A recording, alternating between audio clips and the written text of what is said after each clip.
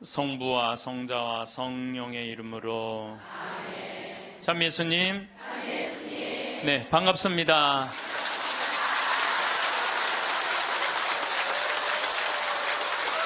네.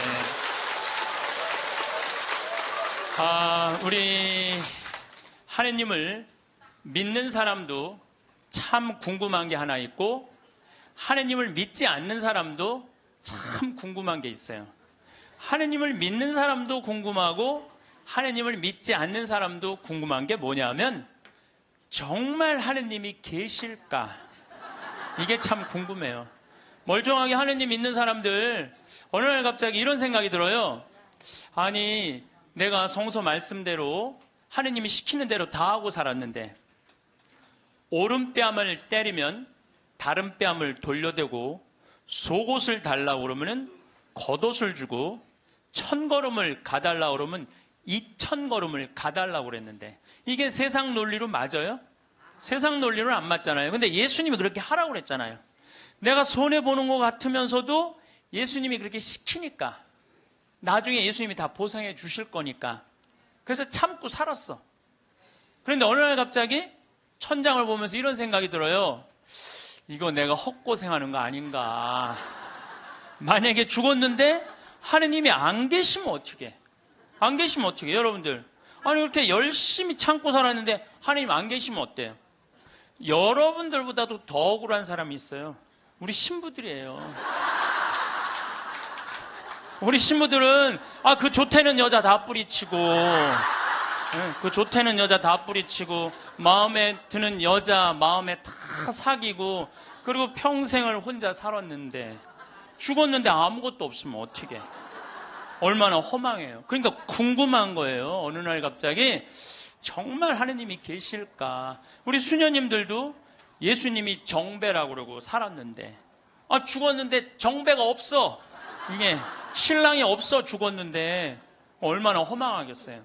그러니까 궁금한 거예요. 하느님이 정말 계실까? 근데 하느님을 믿지 않는 사람들도 궁금해요. 왜 궁금하냐면은, 하느님이 없다고 자기 마음대로 하고 살았어. 약한 사람 때리고, 약간 바보 같은 사람 돈 사기 쳐먹고, 자기 하고 싶은 대로 하고 살았어. 나 심판해줄 하느님이 없는데 어때? 그리고 막 살았어. 근데 어느 날 갑자기 천장을 보고, 혹시 계시면 어떻게 할까? 이 생각이 드는 거예요. 혹시 계시면 어떻게 할까? 그러니까 하느님을 믿는 사람은 혹시 안 계시면 어떻게 할까 걱정. 하느님을 안 믿는 사람들은 혹시 계시면 어떻게 할까 걱정. 그래서 하느님의 존재가 궁금한 거예요. 하느님의 존재가 궁금한 이유 중에 하나는, 하느님이 계시다면 착한 일을 한 사람은 상을 주고 악한 일을 한 사람은 벌을 주잖아요. 하느님이 계시다면 그 사람들 벌 주는 지옥이 분명히 있을 건데, 하느님이 계시다면 너무 착하게 산 사람, 착하게 산 사람 하늘나라의 보상을 받아야 될 텐데, 그래서 천당 지옥이 궁금한 거예요. 세 번째로 궁금한 건 뭐가 세 번째로 궁금하냐면, 그렇다면 나는 천당 갈까 지옥 갈까? 이게 진짜 궁금해요. 여러분도 궁금하지 않아요? 저는 가끔 혼자 생각해요. 나는 과연 천당 갈까 지옥 갈까 연옥 갈까? 아슬아슬해요. 저는 이렇게 아슬아슬해요. 근데 만약에 죽었던 아버지가 땅에다가 묻어놓고 1년 있다가 무덤을 탁 열고 툴툴 털고 오셔서, 야, 내가 죽어봤더니 천국이 있더라. 가보니까 너무 좋더라.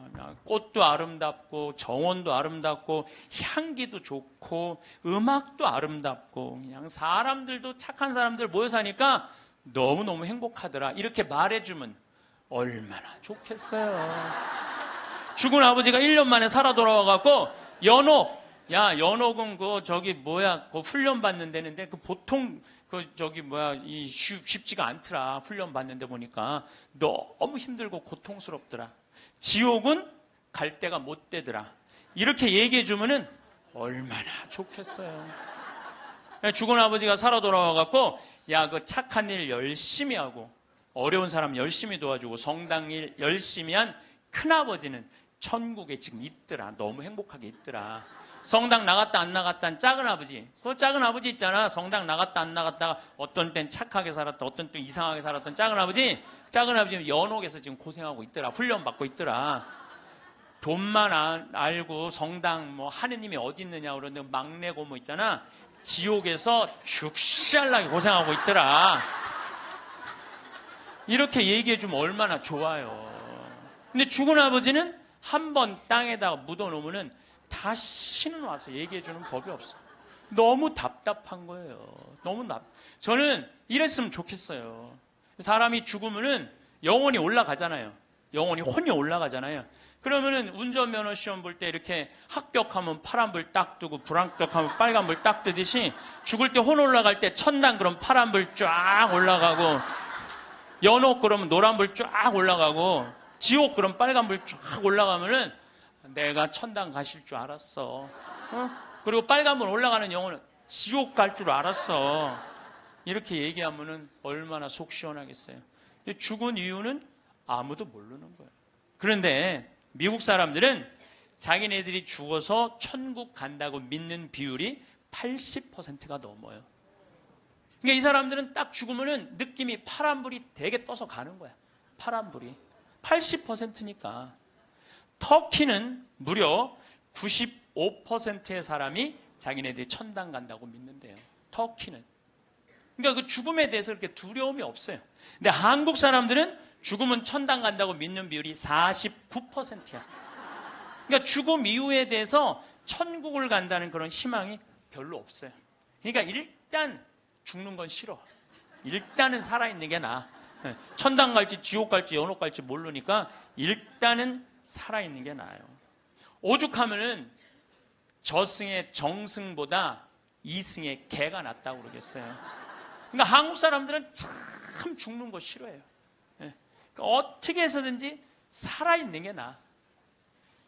개똥으로 굴러 먹어도 이승이 낫다고 그럴 정도로 개똥으로 굴러 먹어도. 그러니까 죽는 거 참 싫어해요.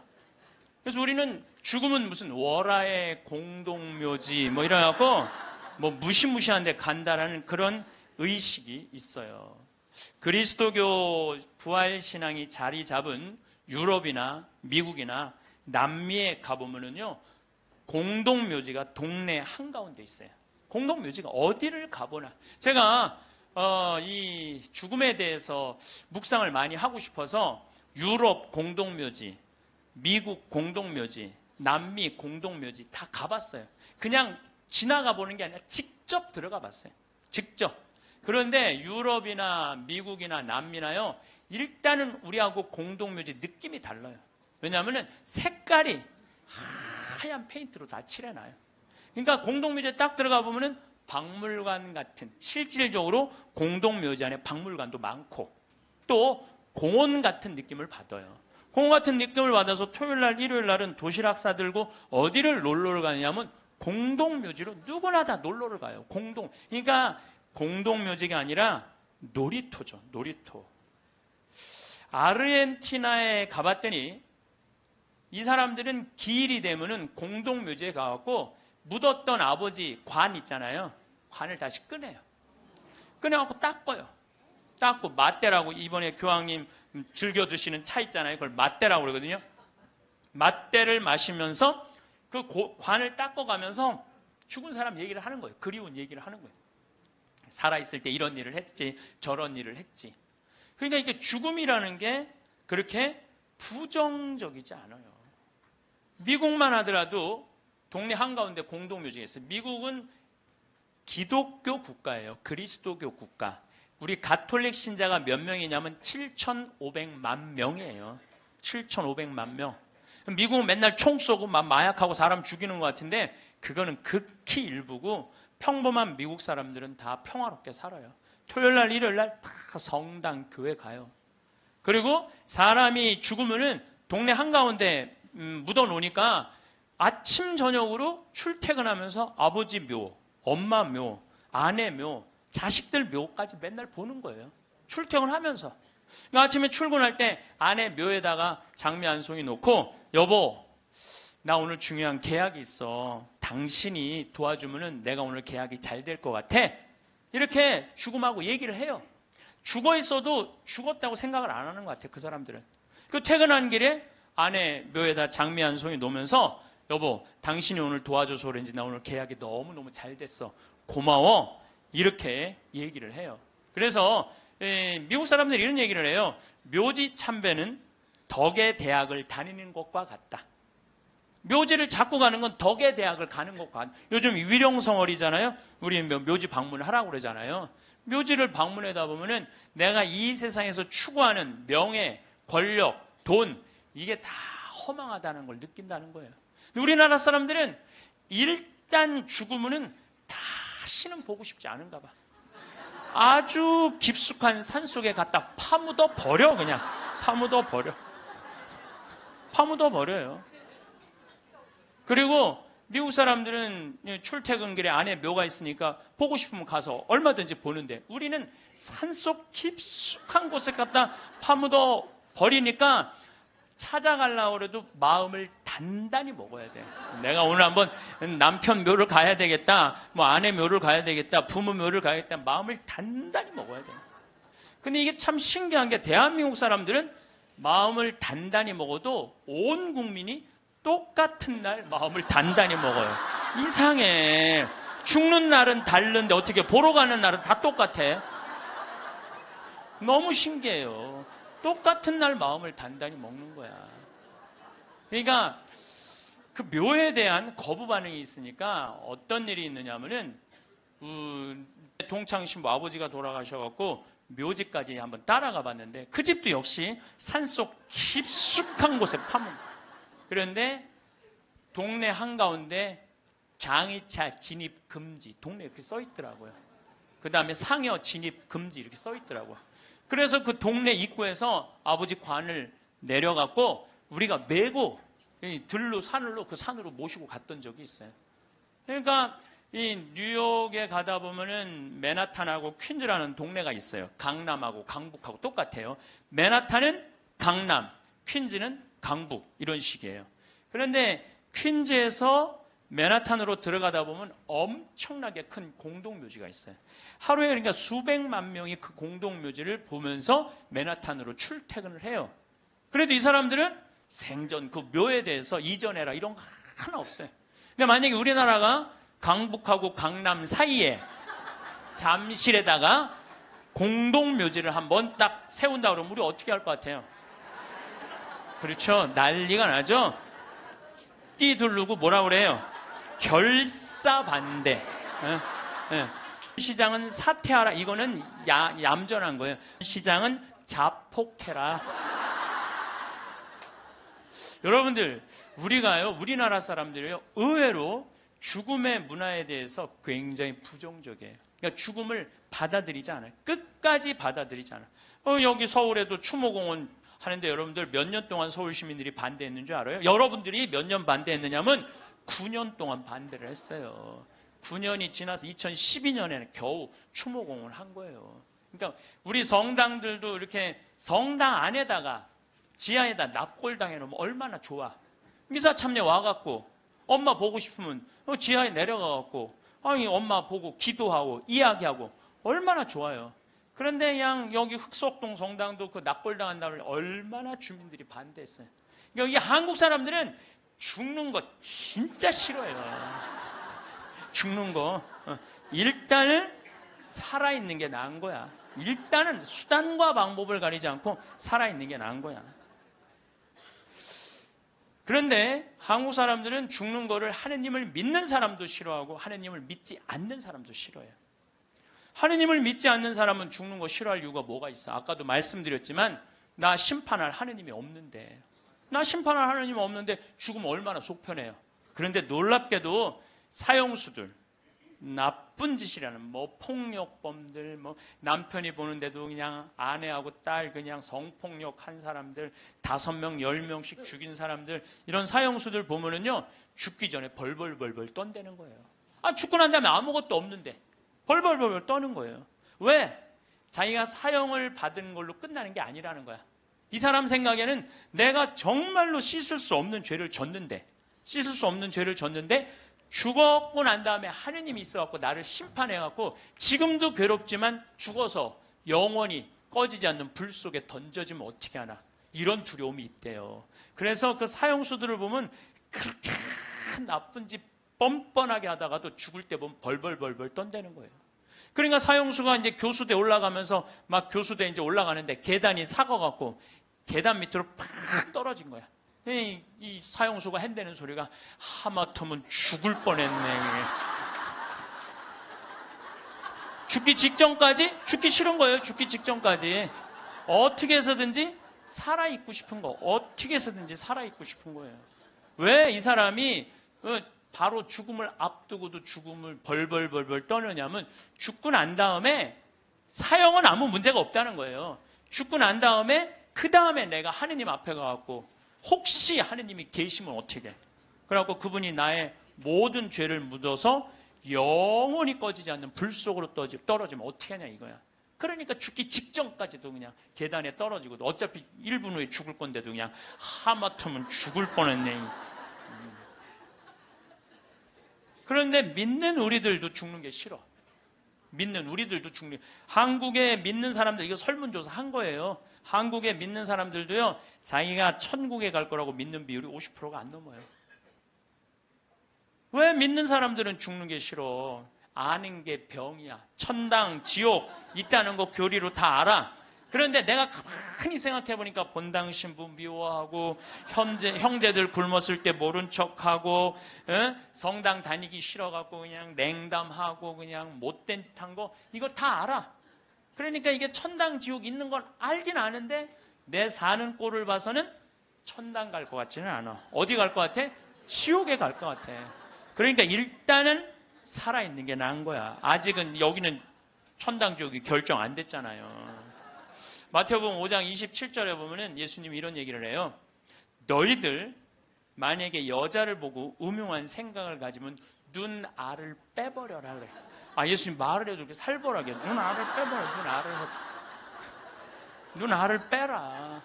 온몸이 지옥에 던져지는 것보다 눈알 하나 없이 천국에 가는 게 낫다. 그런 말 할 때마다 나는 너무 괴로워요. 이거 어떻게 해야 되는지. 특히 언제 괴로우냐면 이놈의 명동에 강의 올 때 괴로워. 명동에 강의 올 때. 왜냐면 명동에 밥 먹으려고 저 먹자골목에 나가잖아요. 그럼 아가씨들이 허벅지가 그냥 이 눈알은 이거 빼야 되는 건지 말해. 눈알이 간질간질하다니까. 눈알이 간질간질해. 아마 나 천당 들어가려면 내 눈알 한 6,000개는 빼야 돼. 내 눈알 6,000개. 아마 여기 있는 형제님들도 온전히 눈알 가지고 천당 갈 형제님들 없을 거야 아마. 하늘나라 가보면 눈알 없이 돌아다니는 사람 많을 거예요. 하늘나라 가보면. 나는 그래서 예수님한테 말하고 싶어요. 2000년 전에는 여자를 보고 음흉한 생각을 가진다. 2000년 전에는 여러분들 여자들이 어떻게, 중동에 가보시면 지금도 그래요. 여자들이 어떻게 하냐면 온 몸을 감싸고 눈만 내놓고 다녀. 눈만. 그 여자를 보고 음흉한 생각을 가지면 눈알을 빼야 돼. 빼야죠. 근데 요즘은 세상이 바뀌어갖고 다 벗고 다니는데, 더욱이 또 이놈의 지구온난화 때문에 더 벗고 다니는데, 지구온난화 때문에 더 벗고 다니는데, 그래서 이제 예수님이 오실 때도 된 것 같아요. 시대도 많이 변했고 상황도 많이 변했는데 2000년 전 그 잣대로 우리가 지금 그걸 읽고 있으면 너무 괴로운 거예요. 그냥 천당 갈 것 같지는 않단 말이야. 지옥 갈 것 같아. 눈알을 빼든지 손을 자르든지 뭔가를 해야지. 그러니까 하느님 만나고 싶지가 않은 거예요. 하느님 만나요. 부자가 하늘나라 들어가는 게 낙타가 반을 통과하는 게 훨씬 더 쉽다고 그러잖아요. 그걸 읽어봐도 또 쉽게 천당 갈 것 같지가 않은 거예요. 쉽게 천당 갈 것 같지가 않은 거예요. 근데 정말 만약에 죽었던 사람이 살아 돌아와갖고 내가 죽었더니 천국이 있더라 이렇게 얘기를 해주면은 정말로 믿을 텐데, 아, 이놈 사람 죽으면 그냥 그걸로 끝나는데 어떻게. 근데 1970년대 이후부터 갑자기 죽었던 사람들이 많이 살아 돌아오기 시작을 해요. 1970년대 이후부터 미국은 92년에서부터 97년 사이에 죽었던 사람들이 살아 돌아오기 시작을 하는데 몇 명이 살아 돌아오냐면 1,500만 명이 살아 돌아와요. 1,500명이 아니에요. 1,500만 명. 나 이게 뻥인 줄 알고 자료를 무지하게 찾아봤어요. 근데 실질적으로 엄청나게 살아 돌아오는 거예요. 살아 돌아와서 이 사람들이 하늘나라 얘기를 해주는 거예요. 하늘나라, 내가 빛을 봤다, 하늘나라 올라갔다, 이런 얘기를 너무 많이 하는 거야. 아니 이제 2000년이 돼갖고 예수님 오실 때가 돼갖고 세례자 요한을 미리 보내갖고 구분기를 곧게 펴라, 내가 갈 거다. 그러듯이 이제 예수님이 죽었던 사람들이, 이제 사람들이 제일 궁금한 게 그거니까, 죽었던 사람들 살아 돌아와서 이제 하늘나라 얘기를 해라. 그래갖고 예수님이 이렇게 살려 돌려 보내는 건가, 이제 엄청나게 많은 사람들을. 그거는 아니고 1970년대 이후부터 갑자기 죽었던 사람들이 많이 살아 돌아오는 이유는 심폐소생술이 발달하면서부터, 죽었던 사람들이 많이 살아 돌아오는 심폐소생술이 발달하면서부터. 그러니까 1970년대 이전에는 사망이다 그러면은 동공이 풀리고 맥박이 안 뛰고 심장이 멎는 거예요. 그 다음에 뇌파, 이거 여러분들 텔레비전으로 이거 보면 쫙 하잖아요. 쫙 일자로, 이걸 사망으로 봐요.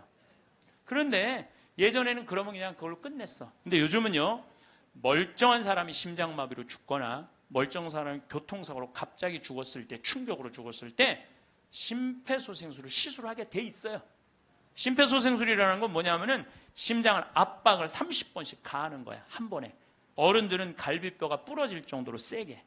그리고 2번 입에다가 인공호흡 해주고, 또 안 되면 또 30번 압박을 하고 2번 입에다가 인공호흡을 해주면은 죽은 사람의 5%가 살아난다는 거예요. 죽은 사람의 5%가 살아나서 공통적인 얘기를 하는 거예요.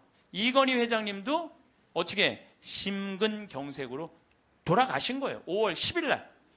그런데 이분이 심폐소생술을 통해서 살려낸 거예요. 의술이 얼마나 좋으냐면요, 심폐소생, 이게 좀 복잡한데, 이게 심장에 피가 돌지 않으면은 뇌가 괴사가 돼요. 그러니까 이제는 죽은 사람도 살려내는 시대가 되는 거예요. 죽은 사람도 살려내는 시대가 됐어요. 근데 이 죽었다가 살아 돌아온 사람들이 공통적인 얘기를 하는 거예요. 거의 공통적인 얘기가 있어. 자기가 처음에 죽으면은 몸에서 영혼이 빠져나간다는 거예요. 그리고 이렇게 영혼을, 자기 죽은 육신을 봐도 하나도 안 슬프대는 거예요. 죽은 육신을 봐도. 그러니까 죽은 영혼들은 안 슬프대요. 누구만 슬퍼? 살아있는 사람만 막 아이고 아이고 그러는 거지, 죽은 사람 하나도 안 울어요. 그리고 영혼이 빠져나와서 잠시 머무르다가 자기가 처음에는 어디로 가야 될지 모른대요.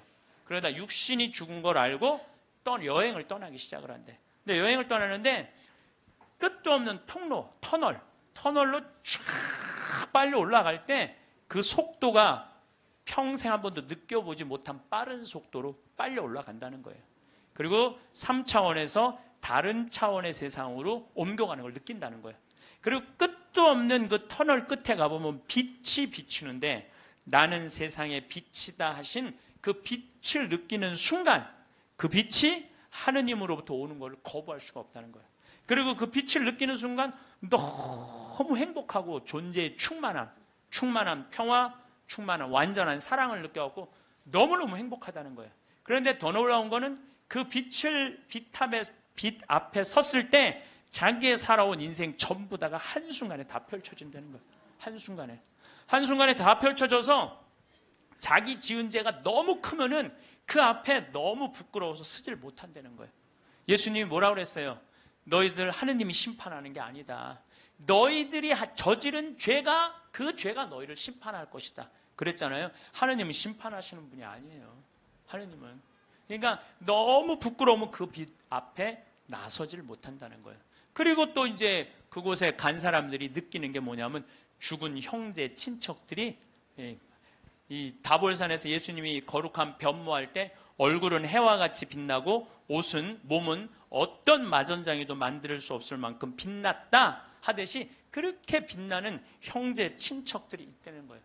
그리고 그냥 아름다운 정원, 아름다운 꽃, 너무 아름다운 나무, 아름다운 음악, 이런 걸 공통적으로 보는 거예요. 1,500만 명 중에서 이게 또 죽은 사람들 중에서 다 하늘나라를 경험하는 게 아니에요. 그 중에서도 10%에서 15%만 경험을 하는 거예요. 나머지는 의식이 없고 10% 내지 15%만 죽음 이후의 세계를 경험하고 돌아오는 거예요. 근데 그 사람들이 자기네들이 거기 갖고 대개는 오고 싶지 않대요. 하늘나라 간 사람 특징이 뭐냐면은 오고 싶지 않은 거야. 왜? 거기 너무 좋아서. 그런데 아직은 네 때가 되지 않았다. 네 때가 되지 않았기 때문에 넌 다시 가야 된다. 난 가기 싫다. 가야 된다. 이렇게 실갱이를 하다가 되게 돌아온다는 거예요. 돌아와서 이 세상에 딱 보면은 사람의 모습이 바뀐다는 거예요. 삶이 하늘나라를 보면은. 저는 최초의 심폐소생술자는 예수님이라는 생각을 해요.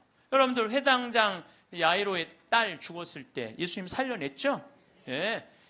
이게 그냥 있는 일이 아니에요. 다 성소 안에 있는 거예요. 다 성소 안에. 그 다음에 나자렛이라는 동네가 있고 건너편에 나인이라는 동네가 있어요. 그 나인의 과부의 아들이 죽어요. 들로 메고 가는데 너무 슬퍼하니까 예수님 뭐라 그래요? 내려놔라. 죽은 게 아니다. 그리고 살려내잖아요. 아마 심폐소생술 하지 않았을까? 그런 생각 들어요. 그래서 멀쩡한 아들 살려내잖아요.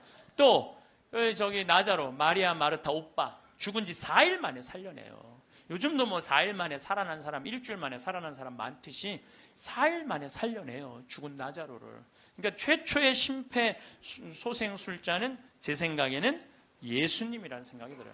근데 옛날에도 죽었던 사람들이 많이 살아났어요. 옛날에도 죽었던 사람들이 많이 살아났어.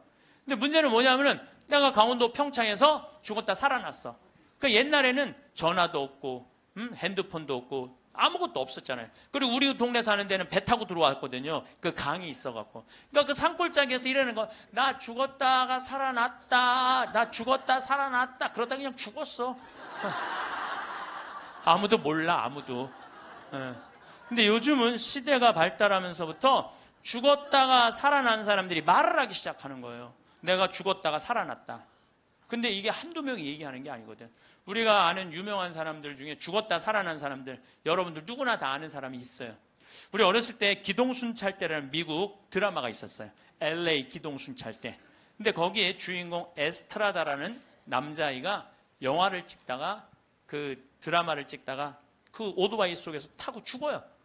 죽었다가 살아나요, 이 사람이. 수술실에서 의사가 맥박이 뛰지 않고 동공이 풀리고 심장이 멎고 이 뇌파가 쫙 해갖고 사망입니다. 다 덮어놨어. 근데 다시 살아난 거예요. 살아나서 제가 말한 빛을 보고 죽었던 아름다운 음악, 정원 이걸 다 본 얘기를 하는 거예요. 에스트라다. 또 유명한 샤론 스톤. 샤론 스톤도 죽었다 살아나고 엘리자베스 테일러도 죽었다 살아나고 한두 명 얘기하는 게 아니야. 수많은 사람들이 얘기를 하고 더욱이 제일 미치는 게 심장 전문의들이에요. 심장 전문의들 심장마비로 죽은 거 살려놨더니 이 사람들이 살아나갖고 이런 얘기를 하는 거예요. 내가 죽었다가 살아났다. 근데 죽었더니 영혼이 빠져나가더라. 한두 명이 얘기하는 게 아니에요. 그러니까 이 연구를 누가 하기 시작하느냐 하면 의사들이 하기 시작해요. 의사들이 시작해요. 최근에 연구 결과는 2주 전에 영국 사우스 햄프턴 대학의 샘 파니아 박사팀이 4년 동안 죽은 사람 2060명, 죽었다 살아 돌아온 사람들 2060명을 대상으로 연구를 했어요. 그랬더니 그 사람들이 되게 죽었다가 살아 돌아온 사람들 이런 얘기를 하는 거예요. 완전히 교통사고 나갖고 실려서 병원에 갔어. 그래갖고 완전히 계속 눈 감고 이제 계속 심장 이걸 했어. 그러고 살려냈어. 근데 살아난 사람이 한다는 소리가 나는 여기 들어와갖고 이 응급실에 들어와갖고 내 영혼이 빠져나갔다. 그래서 당신 나 지금 막 이걸 하는데 내가 뒤에 가서 보니까 당신 목에 점 있는 거 내가 봤다. 이 사람은 한 번도 이 의사를 본 적이 없는데 미치는 거죠.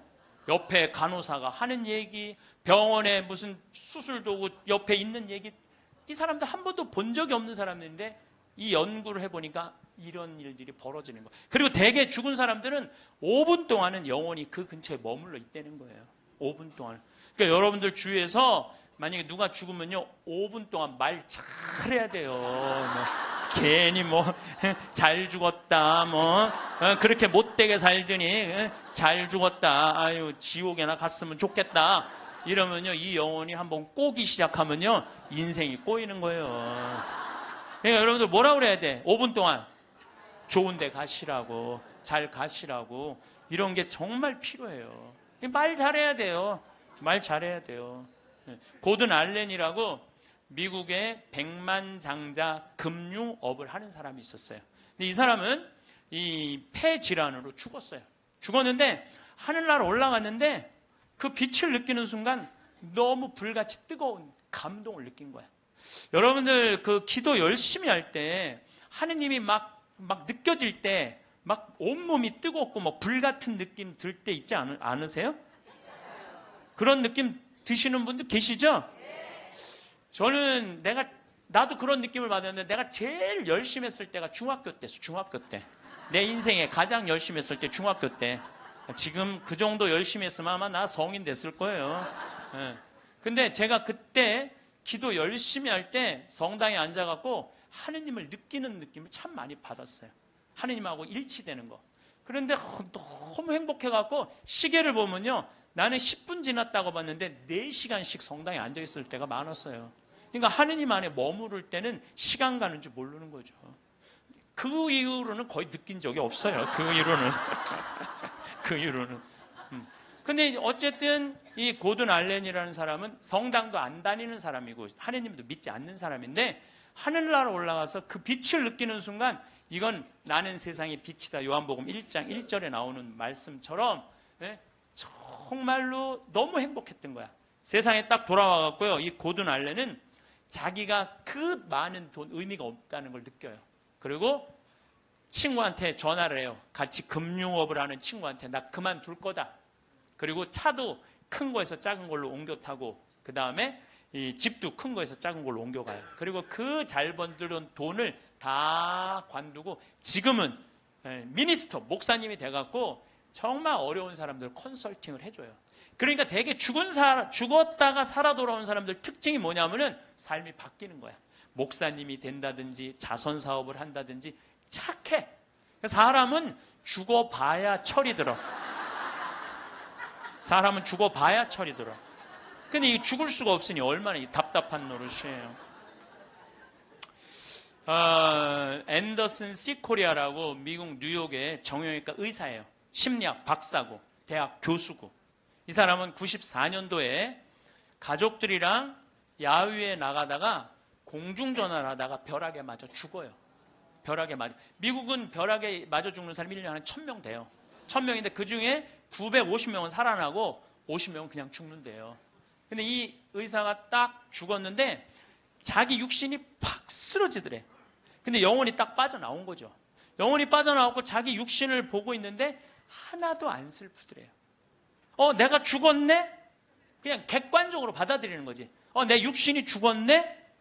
죽은 사람은 안 슬퍼요, 여러분들. 우리가 착각하고 있는 거예요. 죽은 자의 장례는 죽은 자한테 맡기라고. 너무 죽은 것 때문에 슬퍼하지 말아라. 예수님이 그랬죠? 프랑스의 한 부인이 아들이 먼저 죽은 거야. 아들이 먼저 죽으니 얼마나 슬퍼요. 매일 울은 거야. 매일. 근데 하루는 환시에 젊은이들이 빛을 내고 하늘나라에서 예수님하고 행진을 하는데 자기 아들만 누더기같이 젖은 옷을 입고 그 끝에 한 걸음 한 걸음 힘겹게 걷더래요. 그래서 엄마가 물어봤대요. 얘야, 너는 왜 저 젊은이들은 저렇게 빛을 내고 아름답게 예수님하고 하늘나라에서 행진을 하는데 너는 왜 그렇게 힘들게 젖은 누더기 같은 옷을 입고 힘겹게 걷느냐? 그랬더니 아들이 하는 말이 어머니, 난 얼마든지 저들하고 같이 예수님하고 행복하게 행진을 할 수가 있다.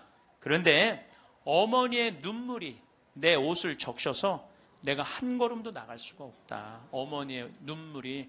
여러분들 죽은 사람들 슬퍼한다고 그 사람들을 위로하는 게 아니에요. 여러분들의 눈물이 죽은 사람들을 붙잡을 수가 있는 거예요. 남아프리카 공화국에서 12살 먹은 알도라는 소년이 교통사고로 죽어요. 엄마 아빠 앞에 타고 뒤에 4살짜리 12살짜리 알도가 교통사고 나는데 교통사고 나는 순간 뒤에 있던 아들 둘이 바깥으로 날아가요. 날아가는데 엄마 아빠가 딱 차를 세우고 이제 자식 없으니까 차 뒤에 없으니까 가서 보는데 바로 앞에 4살짜리가 얼굴에 상체기만 좀 나게 있는 거야. 아유, 너 괜찮구나 그랬더니 이 친구 하는 말이, 엄마 난 이렇게 바깥에 튕겨져 나왔을 때 예수님 날 받아갖고 여기다 놨다고. 예. 근데 문제는 12살짜리 알도가 안 보이는 거야. 12살짜리 알도가. 그래갖고 보니까 아예 길 건너편에 가서 떨어진 거야. 길 건너편에 뇌, 척추 다 그냥 요절이 난 거예요. 그래서 병원에서는 의사가 이제 산소호흡기를 띄셔도 되겠다고, 죽었으니까. 이때 이 엄마가 하느님한테 자기 아들을 맡겨요. 하느님, 당신의 뜻대로 내 아들을 처분해 달라고. 하지만 난 아들하고 아직 이별의 시간을 갖지 못했다고. 그리고 이 아들은 4개월 후에 살아 돌아와요. 4개월 후에 살아 돌아오는데 문제는 뭐냐면은, 살아 돌아와서 얘는 뭐를 못하느냐면 말을 못했어. 근데 계속 노트에다 쓰는 거야. 성서를 계속 쓰는 거야. 4개월 후에 돌아온 애가 성서를 계속 쓰는 거야. 성당도 안 다니, 교회도 안 다니던 애인데 성서를 계속 쓰는 거야. 너 이거 성서를 어떻게 쓰냐? 엄마, 나 죽어 있을 때 예수님 나 하늘나라 데려가고 예수님이 품에 안아서 이 성서 다 가르쳐 준 거야. 그러니까 하늘나라에서 성서를, 이런 일이 여러분들 많아요. 이런 일이 정말 많아요. 하늘나라 우리 아프리카에도 우리 가톨릭의 한 아이가 전혀 그런 걸, 성서를 모르던 아이가 예수님 현시 속에서 성서를 다 배운 애가 있어요. 내가 지난번에도 강의했어요. 여러분들은 참 고맙게도 강의에도 까먹어갖고 내가 새로 얘기할 때 항상 새롭게 들어. 우와 너무 고마워. 참 고마워요. 네. 네, 지난번 강의 때도 내가 얘기했거든요. 아프리카에 언어도 이 아이는 예수님이 다 가르쳐줘서 언어도 다른 나라 언어 다 했다고 내가 얘기를 했어요. 말라위 거기. 어쨌거나 얘는 하늘나라에서 예수님이 가르쳐준 거야. 성서를 너무너무 잘 쓰는 거야. 그런데 얘가 기가 막힌 글을 하나 쓰는 거예요. 어떤 글을 쓰느냐면은, 엄마, 드웨인이라는 아이랑 안톤이라는 아이 주소를 적어줘요. 그리고 그 엄마한테 이 편지를 좀 띄워줘. 주소를 써갖고. 어떤 내용이냐면, 드웨인하고 안톤은 하늘나라에서 너무너무 행복하게 잘 지내고 있는데, 하늘나라에서 보니까 엄마들이 맨날 우는 거야. 엄마들이 이미 자기 자식은 하늘나라에서 행복하게 지내고 있는데 엄마들이 울고 있는 거야. 그래서 엄마, 예수님이 너무 슬프대. 왜, 뭐가 슬퍼? 나는 이미 이 아이들을 구원해갖고 내 품에 안고 있는데 나의 자비를 믿지 않는 저 엄마 아빠가 너무너무 불쌍하다는 거예요. 그래서 그 주소를 줘. 근데 이 알도는 안톤을 살아생전에 만났던 적이 없는 사람이에요. 드웨인도 살아생전에 만났던 적이 없는 사람이야. 그리고 얘가 그 주소를 알 수가 없는 애야. 교통사고 나고 4개월 동안 혼수 상태에 있던 아이인데. 그래서 엄마는 처음에 장난인 줄 알았대. 근데 그걸 편지를 보냈는데 정확하게 드웨인 집과 안톤 집에 편지가 도착을 하고 실질적으로 그 아이들은 그렇게 죽었다는 거예요. 이게 우리가 하느님한테 맡겨야 돼. 하느님한테 맡겨야 돼. 얘네들 외롭지 않아요. 어릴 때는 그런 줄 몰랐습니다. 밤을 새워도 끄떡없었고 이튿날 아침이면 별 탈 없이 일어나 하루를 보냈지요. 오히려 잠자는 시간이 아깝다는 생각을 할 때도 있었습니다. 친구들과 모임을 가지느라 밤을 새워도, 회사 일에 치여 밤늦게까지 일해도, 이틀 연속으로 축구를 해도 몸이 버텨주던 시절이 분명히 있었습니다. 그때는 몰랐습니다. 잠을 줄이는 것이 젊음의 특권인 줄 알았고 부지런함의 상징인 줄로만 생각했습니다. 누가 밤늦게까지 일했다고 하면 대단하다고 했고 하루 4시간 자고도 공부했다는 이야기에 감탄하곤 했습니다. 잠이 부족하다는 사실이 내 건강과 삶에 어떤 영향을 미치는지 그저 남의 일처럼 여겼습니다. 하지만 세월은 흐르고 있었습니다. 스스로 알아차리기도 전에 몸은 조용히 변하고 있었지요. 어느 순간부터였습니다. 밤늦게까지 깨어 있으면 다음 날 하루 종일 몸이 무겁고 집중이 되지 않기 시작했습니다. 소화도 잘 안 되고 가끔은 이유 없이 두통이 찾아왔습니다. 아침에 일어나기가 점점 더 힘들어졌고 오후만 되면 몸이 축 처지는 것을 느끼게 됐습니다. 처음에는 나이 탓이라고만 생각했습니다. 누구나 나이가 들면 피로를 쉽게 느끼고 회복이 더뎌진다고 하니까요. 그래서 대수롭지 않게 넘겼습니다. 그런데 시간이 지나면서 이상한 점을 느꼈습니다. 단순한 피곤함이 아니었습니다. 감기에 쉽게 걸리고 한 번 걸리면 좀처럼 낫지 않았습니다. 무릎이 쑤시고 허리가 아프고 어깨는 늘 뻐근했습니다. 마음도 점점 무거워졌습니다. 예전에는 웃어넘길 수 있었던 일에도 쉽게 짜증이 나고 괜히 가족들에게 나를 세우기도 했습니다. 그때 처음으로 의문이 들었습니다. 왜 이렇게까지 달라진 걸까? 나이가 든다는 건 이렇게까지 힘든 일이었을까? 그래서 여러 자료를 찾아보고 전문가들의 이야기를 듣게 되었습니다. 그리고 깨달았습니다. 문제는 잠이었습니다. 단순히 자는 시간이 줄어든 게 아니라 잠의 질이 나빠졌던 것입니다. 젊었을 때는 몇 시간만 자도 깊은 잠에 빠졌습니다. 하지만 지금은 얕은 잠만 반복하고 있었던 겁니다. 깊은 수면이 줄어드니까 몸도 마음도 제대로 쉬지 못했습니다. 매일 피로가 쌓이는 건 당연한 일이었습니다. 생각해보니 우리 세대는 잠을 참는 법만 배웠습니다. 좋은 잠을 자는 법은 배우지 못했습니다. 열심히 사는 게 미덕이었던 시대를 살았기에 잠을 줄여야 성공할 수 있다고 믿었던 것이지요. 하지만 이제는 달라져야 합니다. 50대 이후 건강은 더 이상 당연한 것이 아닙니다. 하루하루가 소중한 시간이고 그 시간을 좋은 컨디션으로 보내기 위해서는 무엇보다 잘 자는 것이 중요해졌습니다. 잠을 소중히 여기기 시작한 건 그리 오래되지 않았습니다. 아마도 몸이 보내는 신호를 무시할 수 없게 되었기 때문일 겁니다. 작은 피로를 대수롭지 않게 넘겼다가 큰 병을 얻은 주변 친구들의 이야기를 들으며 저도 뒤늦게라도 수면의 중요성을 진지하게 받아들이게 됐습니다. 그런데 문제는 잠을 잘 자야 한다는 걸 알면서도 실천이 쉽지 않다는 겁니다. 하루 종일 분주하게 움직이다 보면 저녁 시간이 되어서야 비로소 내 시간이 찾아옵니다. 그 소중한 시간을 그냥 잠으로 보내버리기엔 아쉽습니다. 그래서 드라마를 한 편 더 보고 핸드폰을 조금 더 들여다보게 됩니다. 그렇게 시간을 보내다 보면 또 어느새 밤이 깊어집니다. 그렇게 무심코 흘려보낸 시간들이 쌓이고 쌓여 결국 우리 몸은 지쳐가고 있었습니다. 이 악순환을 끊지 않으면 앞으로는 더 힘든 나날이 기다리고 있을지도 모릅니다. 잠을 소홀히 하는 대가는 생각보다 훨씬 크니까요. 다행히 방법은 있습니다. 지금부터라도 늦지 않았습니다. 좋은 수면 습관을 하나하나 만들어가면 됩니다. 젊은 시절에는 무모하게 잠을 줄였지만 이제는 의식적으로, 의도적으로 내 몸을 쉬게 해야 할 때입니다. 그 첫걸음은 아주 작게 시작할 수 있습니다. 예를 들면 오늘 저녁부터 핸드폰을 조금 일찍 내려놓아 보는 것입니다. 아니면 침실에 불을 약간 어둡게 해두는 것만으로도 충분합니다. 그렇게 작은 습관 하나가 우리의 몸을 다시 살아나게 만들 수 있습니다. 저 역시 그렇게 시작했습니다. 처음엔 쉽지 않았습니다.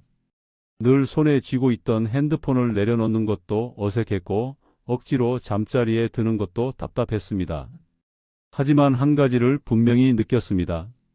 조금만 참으면, 조금만 버티면 몸이 나를 도와준다는 걸요. 잠을 줄이는 게 미덕이었던 시절은 끝났습니다. 이제는 잠을 지키는 것이야말로 진짜 나를 위한 투자입니다. 하루하루 조금씩 좋은 잠을 위해 노력하는 것, 그것이 50대 이후 인생을 더 건강하고 풍요롭게 만드는 가장 확실한 방법입니다. 오늘 밤 여러분은 어떤 선택을 하시겠습니까? 예전처럼 무심히 밤을 보내시겠습니까? 아니면 내일 더 나은 하루를 위해 지금 이 순간부터 몸을 쉬게 해 주시겠습니까? 건강은 어느 날 갑자기 무너지지 않습니다. 하지만 회복도 어느 날 갑자기 찾아오지 않습니다. 매일매일 쌓아가는 작은 습관, 좋은 수면이야말로 가장 든든한 건강보험입니다. 아침에 일어나는데 목이 간질간질하고 기침이 나오기 시작했습니다. 별거 아니겠지 싶어 대충 넘겼지만 이틀, 사흘이 지나도 좀처럼 나아지지 않았습니다. 결국 병원에 가서 약을 한 보따리 받아오고서야 겨우 진정시킬 수 있었지요. 예전에는 감기쯤이야 이틀 푹 자고 나면 사라졌습니다. 지금은 아닙니다. 한 번 아프면 그 고생이 일주일, 길게는 보름까지 가는 경우가 많습니다. 왜 이렇게 변해버렸을까요? 나이 탓이라고만 넘기기에는 뭔가 아쉽습니다. 사실 알고 보면 우리의 수면과 깊은 관련이 있습니다.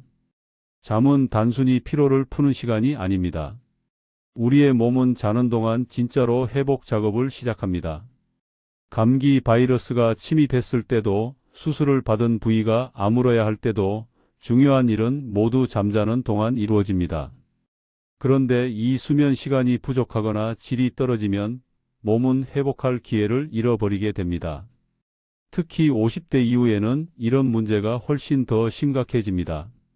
젊었을 때야 수면 부족에도 버텨내는 힘이 있었지만 이제는 다릅니다. 작은 피로도 쉽게 쌓이고 사소한 병도 쉽게 악화됩니다. 한 연구에서는 6시간 미만으로 수면을 취하는 사람은 감기에 걸릴 확률이 3배나 높아진다고 밝혔습니다. 몸이 충분히 쉬지 못하니까 면역력이 떨어지고 바이러스와 싸울 힘이 줄어들기 때문입니다. 가벼운 감기야 그렇다 치더라도 더 무서운 건 대상포진 같은 병입니다. 스트레스와 피로가 누적되면 면역이 무너지고 그 틈을 타 바이러스가 다시 살아납니다. 한번 발병하면 고통이 엄청나고 재발할 위험도 높습니다. 저도 가까운 지인 중 한 분이 대상포진을 겪은 적이 있었습니다. 평소에 워낙 건강하던 분이었는데 일이 바빠 몇 달간 제대로 쉬질 못했던 시기였어요. 처음에는 허리 쪽이 뻐근하다 하더니 나중에는 통증이 극심해져 병원에 갔고 대상포진 진단을 받았습니다. 그 고통이 얼마나 심했는지 나중에는 웃는 것도 힘들어했어요. 이 일을 겪고 나서는 그분도 잠을 가장 우선순위로 두게 되었습니다. 수면 부족은 감기나 대상포진 같은 감염성 질환에만 영향을 주는 게 아닙니다. 심장질환, 뇌졸중, 당뇨병, 심지어 암 발병 위험까지 높이는 것으로 알려져 있습니다. 이유는 간단합니다. 수면이 부족하면 우리 몸은 만성적인 염증 상태에 빠지게 됩니다. 염증이 쌓이면 혈관은 손상되고 심장은 지치며 뇌혈관은 터질 위험이 커집니다. 결국 병으로 이어지는 겁니다. 조용히, 천천히, 그러나 확실하게 우리 몸을 갉아먹는 것이 바로 이 만성 염증입니다. 그런데도 우리는 여전히 잠을 우습게 여기고 있지 않습니까? 단순한 피로 정도로만 넘기고 있지는 않습니까? 사실 잠이 부족하면 가장 먼저 무너지는 곳은 내 몸이 아니라 내 마음입니다. 별일 아닌 일에도 짜증이 나고 부정적인 생각이 꼬리를 물게 됩니다. 그 결과 스트레스 호르몬이 증가하고 혈압이 오르고 심장은 더 빠르게 뛰기 시작합니다. 이렇게 심신이 동시에 지쳐가는 과정이 어느새 우리 일상이 되어버린 것입니다. 한 번쯤 이런 경험 있으셨을 겁니다. 잠을 설친 다음 날 무기력하고 짜증이 많아지면서 가족과도 괜히 말다툼을 하게 된 적이요. 마음속으로는 알면서도 컨트롤이 잘 안 됩니다. 이는 단순한 감정 문제가 아니라 몸이 보내는 신호입니다. 지금 쉬어야 한다는 절박한 외침인 셈입니다. 게다가 우리 몸은 자는 동안 청소를 합니다. 뇌 속에 쌓인 노폐물을 제거하고 손상된 세포를 수리합니다. 이 청소 작업이 제대로 이루어지지 않으면 뇌 건강에도 빨간 그 주간에 비가 오지 않아갖고 배가 강바닥에 단 거야. 그래갖고 그냥 들어왔다 나갔다 자격증 따갖고 왔어요. 그리고 아이가 가이드를 하는데 인기가 최고예요. 최고. 너무너무 잘하는 거 아이가. 그래갖고 이제 9월 달에 엄마가 와서 보니까 아들이 130kg짜리니까 116kg가 된 거야. 그러니까 살이 홀쭉 빠지고 눈빛이 초롱초롱해진 거야. 그러니까 엄마가 가자 공부하러.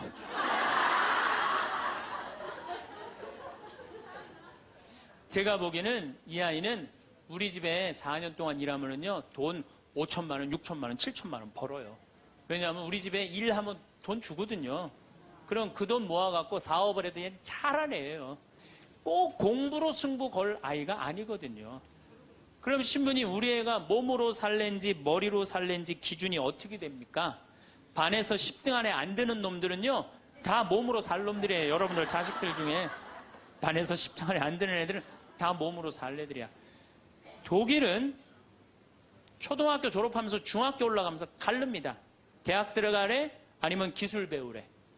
그래갖고 갈러도 학교 선생님이 갈러놔도 우리 애가 왜 이 머리가 나쁘냐 이렇게 따지는 부모 하나도 없대요. 그러니까 그 독일 사람들은 그게 내 아이가 몸으로 살고 손으로 기술로 하는 걸 좋아한대요. 그리고 그렇게 아이가 살도록 도와준대요. 근데 우리는 만약에 그렇게 했다. 내가 교장 선생님들, 교감 선생님들한테 강의 한번 간 적이 있어요. 연수원에 가서. 그랬더니 교감 선생님들이 만약에 우리가 그런 결정을 하면 지금 학부형들한테 맞아 죽는다는 거예요. 우리나라 부모님들이 욕심이 너무 많은 거예요. 자식들한테. 그러니까 자식들이 희생당하는 거죠. 자식들이 희생당하는 거예요. 그러니까 독일은 대학을 졸업하는 비율이 아이들의 한 25% 정도밖에 안 된대요. 대학을 졸업하는 아이들이. 들어가는 애들도 많지 않고, 미국은 뉴욕 잘 사는 데가 대학 졸업하는 비율이 60%예요. 60%. 그런데 우리나라는 대학에 지금 입학하는 게 몇 프로냐면 92%예요. 아무나 다 대학 가는 거예요. 아무나 다. 그러니까 독일은 몸으로 살 애들이 75%야. 그렇죠? 그 다음 미국은 몸으로 살 애들이 40에서 50% 정도 돼요. 우리나라는 92%가 미국은 또 미국이나 캐나다는 60%가 대학에 들어가도 졸업하는 건 그중에 반밖에 못해요. 다 졸업 못해요. 그래서 그쪽에 가보니까 입학은 물어봐도 졸업은 물어보는 게 아니래요. 졸업하는 게 그렇게 어렵다는 거예요. 근데 우리는 92%가 들어가면 92% 거의 다 졸업을 하는 거야. 우리는 몸으로 살 애들이 8%밖에 안 돼. 머리로 살 애들이 92%고. 공장에, 농장에 일할 사람들이 있어요? 없어요. 그러니까 이 나머지 92% 중에 취직을 다 합니까? 40, 50%밖에 못 해요. 그러면 나머지 40%는요, 한량으로 남는 거예요. 취직도 못 하고. 그럼 그 자식 보고 있으면 속에서 불이 나요, 안 나요? 불이 나죠? 근데 누가 잘못한 거예요? 부모가 잘못한 거예요. 처음부터 너는 머리로 안 될 것 같으니까 우리 몸 쪽으로 가자. 그래갖고 농사를 가르치든지 기술을 가르치면은 걔 벌써 취직해갖고 일했을 거예요. 근데 다 우리의 삐뚤어진 욕심 때문에 아이도 망가뜨리고 부모도 망가지고 그래갖고 돈 쏟아 넣느냐고 노후 대책연금도 못하고 그러니까 그냥 전 국민이 그냥 화 속에서 사는 거예요. 그러니까 저는 정말로 우리나라 이 교육제도가 화의 근원이라고 생각해요. 그렇다면은 자식 때문에 화나죠. 그런데 이 부부라도 서로 사이가 좋으면은 좋은데 엄마들이 자식한테 미쳐갖고 남편한테 신경 써야 안 써요? 안 쓰죠? 남편이 외로운지 힘든지도 몰라요.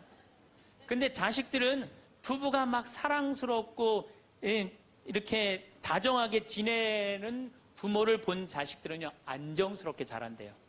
근데 부부가 맨날 싸우고 막 이러는 자식들은요 굉장히 불안정하게 자란다는 거예요.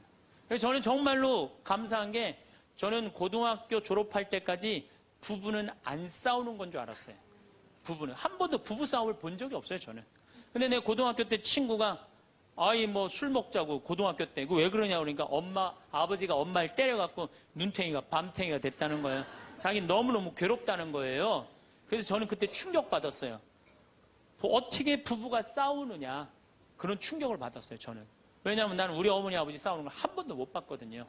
그래서 내가 그 얘기를 얼마 전에 우리 형제들이 다 모였을 때 나는 어머니 아버지 싸우는 걸 한 번도 못 봤다. 그랬더니 우리 형제들이 이구동성으로 딱 한마디 하더라고요.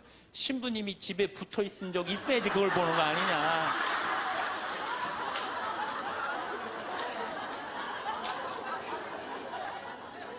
어쨌거나 저는 본 적이 없어요. 저는 굉장히 긍정적으로 자랄 수 있는 거죠.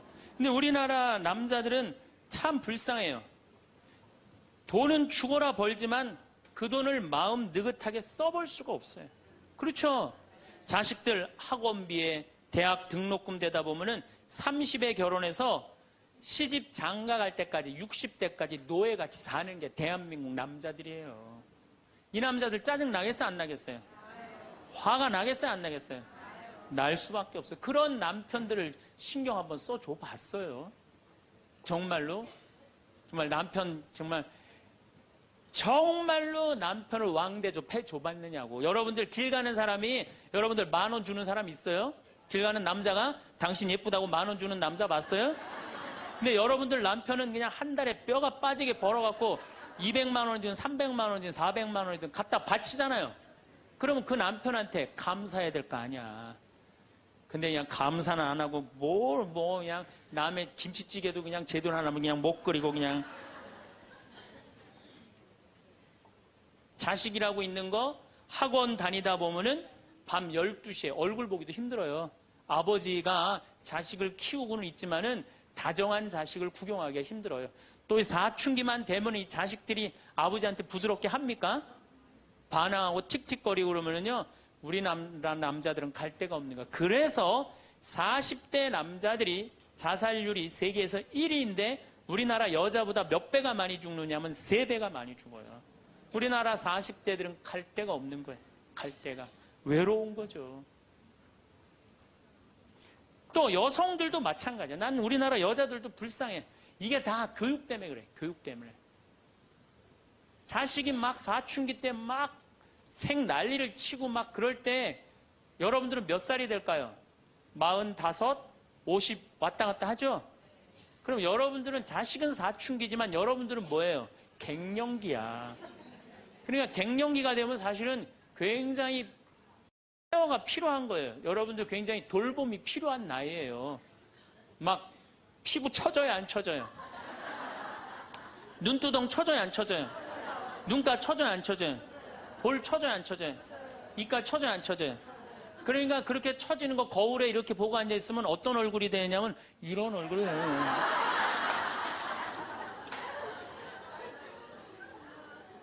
사람은요, 눈가가 올라가야지 이쁘고 입가가 올라가야지 이쁘거든요. 그러니까 이제 50이 되면은 이쁜 게 하나도 없는 거야. 그러니까 젊은 여자들이 이쁘게 보이려고 화장할 때 어떻게 연필을 막 위로 그리잖아, 이렇게. 근데 50이 되면 연필로 그려도 결국은 어떻게 돼요? 끝이 떨어지잖아요.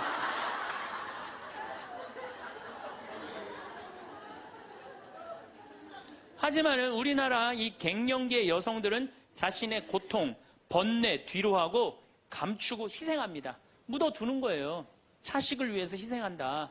내가 지금 뭐 생리가 이어졌다, 끊어졌다. 그냥 정신이 깜빡깜빡 하잖아요, 여러분들. 갱년기 시작되면은. 그렇죠? 지갑은 뒀는데 어디다 뒀는지 생각이 안 나는 그런 경우 참 많죠. 그러니까 자기만 희생한다고 생각을 하니까 화가 나는 거예요. 화가 나는 거. 더욱이 50이 되면은 뭐에 걸리느냐면 빈둥지 증후군에 걸려요. 자식 공부하러 나가고, 그렇죠? 남편 돈 벌러 나가고, 자기는 50 되면은 아무도 옆에 없는 것 같은 외로움 속에 자기가 이제 빠지는 거죠. 그러면 이제 자식 보면 막 화가 나는 거예요. 남편 봐도 화가 나고, 몸에는 막 테스토스테론이 나와가고 힘은 흘러 넘치고, 그러니까 막 소리 지르는 거예요. 그러니까 50 넘은 여자 중에 여자 같은 여자는 없고 전부 다 깡패 같은 여자들만 있는 거예요. 50 넘은. 그래서 나는 이 부부들 보면은 참 재미난 게 성당에서 내가 보면 얼굴도 예쁘고 정말로 상냥해요. 이 음식 반찬도 맛있게 하고, 그럼 남편하고 술 한잔 하면서 형제님 행복하다고, 저렇게 이쁘고 상냥하고 괜찮은 여자랑 살아서 정말로 부럽다고. 그러면은 형제님들 대부분이 뭐라고 그러냐면, 신부님 부러우세요? 너무 부럽다고. 그러면은 형제님들이 뭐라고 그러냐면 데리고 가세요.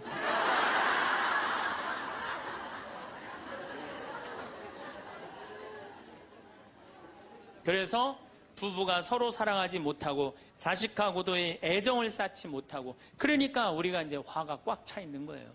그러니까 이 화가 꽉 차 있으니까 정말로 상상하지 못하는 일들이 벌어지는 거. 우리 사회 안에서 막 서로 죽이고 뭐 내다 버리고 뭐 이런 일들이 벌어지는 거죠. 그러면은 화가 나면은 어떻게 이 화를 컨트롤을 해야 되느냐, 화를 다루어야 되느냐, 지금부터 그 얘기를 말씀드리겠습니다. 여러분들, 화가 나면 예수님만 보면 돼요. 우리가 인생이 답답할 때 누구만 보면 돼요? 예수님만 보면 됩니다. 요한복음 8장에 간음한 여자 얘기가 나옵니다. 자, 요한복음 8장에 간음한 여자 얘기가 나와요. 당시 2000년 전에 여자가 간음을 했다. 이건 당시 중동 지역에서는 어떻게 했느냐면 돌로 쳐서 그 여자가 돌에 맞아갖고 쓰러져갖고 돌 무더기를 만들어서 죽여요. 이번에도 중동에서 그런 일이 있었죠? 사진을 보니까 진짜 돌 무덤을 만들어 버리더라고요. 근데 이 여자가 간음을 하다가 이번에 이 중동에서 그런 분은 남자하고 팔짱 끼고 나갔는지 그냥 외출했다고 그거 이유 하나로 그 처벌을 당했어요. 근데 이 여자는 현장에서 붙잡혔어. 중동에서 이 여자들은요, 다 싸고 다녀요. 그만큼 여자를 사람 취급을 안 해요. 그런데 이 여자가 간음을 했어. 그러니까 남자들이 막 화가 날 것 같아, 안 날 것 같아요? 너무너무 화가 나는 거지. 예쁜 여자가 다른 남자하고 대낮에 간음하다가 붙잡혔다. 남자들이 흥분할 수밖에 없어요. 그래갖고 막 눈이 뒤집어져갖고 예수님은 안 그래도 예수님한테 별렀어요. 왜? 요한복음 7장에 귀에만 대면 예수님을 죽이려고 그랬거든. 근데 이 사건이 8장에 일어나요. 8장에. 그러니까 모두를 용서해라, 사랑해라 이런 분하고 율법 1.1핵도 없어지면 안 된다. 그러니까 율법학자들이 예수님 앞에 이 여자를 패댕기를 치는 거예요. 당신이 이 여자 간음했는데 어떻게 하면 좋으냐고.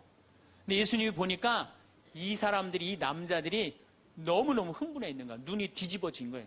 보니까 흰 눈동자 95%, 까만 눈동자 5%야. 눈이 확 뒤집어져 있는 거야. 근데 예수님은 참 지혜로우셔요. 흥분한 사람하고는 얘기를 안 하시는 거예요. 여러분들 두 사람이 막 싸워. 내가 말리로 들어갔어. 말리로 들어가면 나중에 흥분한 사람들 속에 뛰어들어가면 나중에 몇 명이 싸워요? 3명이 싸워요. 이게 눈에 뵈는 게 없을 때는요, 아무리 좋은 말도 귀에 안 들어오는 거예요. 눈에 뵈는 게 없을 때는. 예수님 딱 보니까, 아니, 이 사람들이 완전히 흥분해 있어. 그러니까 상대 안 합니다. 어떻게 하냐면,